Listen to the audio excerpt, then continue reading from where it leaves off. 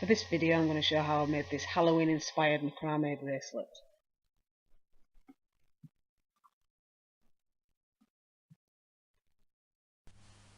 To get started, you want to take your holding cord, which is the 2-foot cord, and then match the ends and find the centre.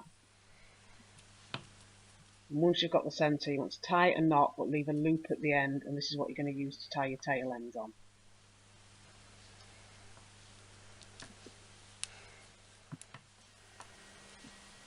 Once you've made your loop, you want to attach this to the top of the board.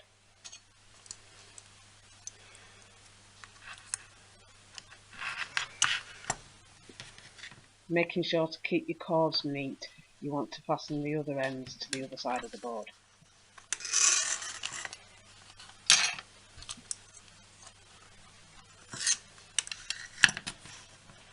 Now you want to take your first contrasting colour, which for me is going to be black, and you want to repeat the process that you did on the first cord. So you just want to match the ends up and then find the centre.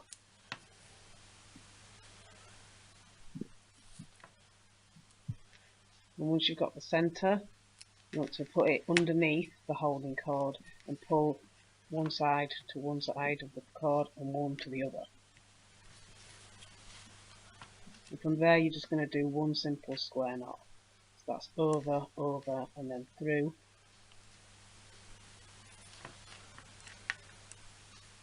And then for the other half you want to do under, under and then through. Once you've tightened your knot, you can push that up to the top of the bracelet, just so it sits flush with the knot. And then take your next colour and repeat the first 2 steps. Match your ends together, don't drop them. And then find the centre again and repeat the step where you knotted it onto the holding cords.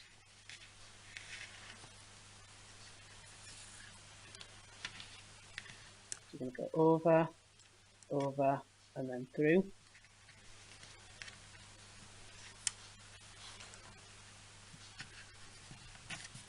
And then under,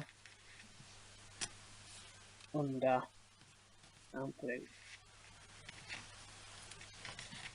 And then once again just push that up to the top where you've done your knot and your loop. Then you want to take your next colour, and you can either take your cords over the top or under the bottom. Just remember to keep it consistent, and then just repeat those steps until you've got the bracelet as long as you want it to be. And you want to be careful when you're knotting that you don't knot too tight with the first part of the knot and don't lose your cords like I just did, but keep it fair, not too loose but just flush, and then you can put a little bit more pressure on the knot the second time around. That way it stops the bracelet from distorting. So you just want to repeat that with your next colour, just not too tight and then tighten up, and again don't drop them like I just did. When you're doing your second half of your knot, you can do a little bit tighter there just to keep it all in place, and then just remember to be consistent of going over if you went over the first time or under if you went under the first time.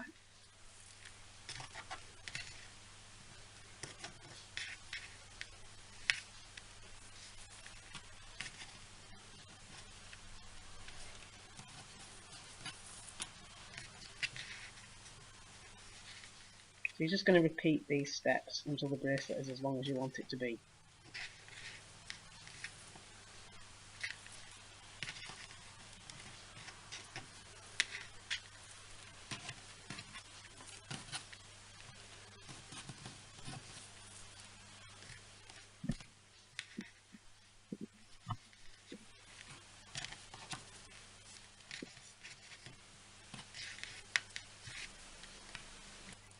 So once you've done as many knots as you want for your bracelet, you just fasten your last knot, making sure it's nice and tight, and then you can remove the bracelet from the board. And to keep everything in place here, I just tie a knot at the end using all the cords.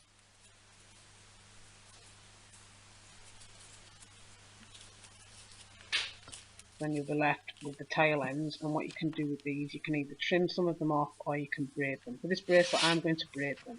So you just want to put your bracelet back on the board if you're going to do the braiding, and then get the same colours for each side. So for me that's going to be 1 black and 2 green. And then just braid until you get to the end of the cords.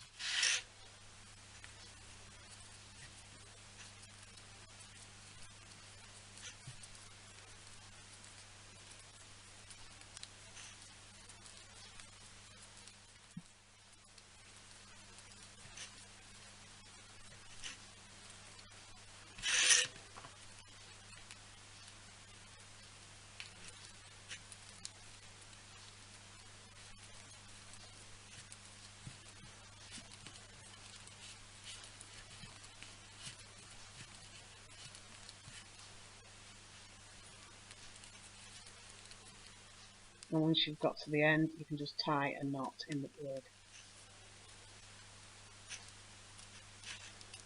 And try and keep it as close to the end as you can. And then you can trim the ends off.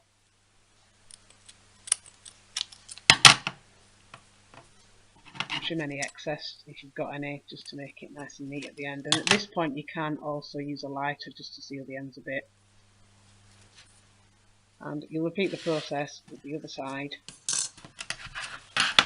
And once that's done, you can remove it from the board and then you can fasten the bracelet on.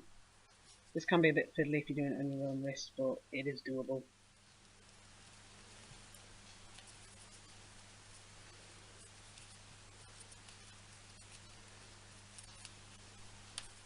And that is your completed Halloween bracelet.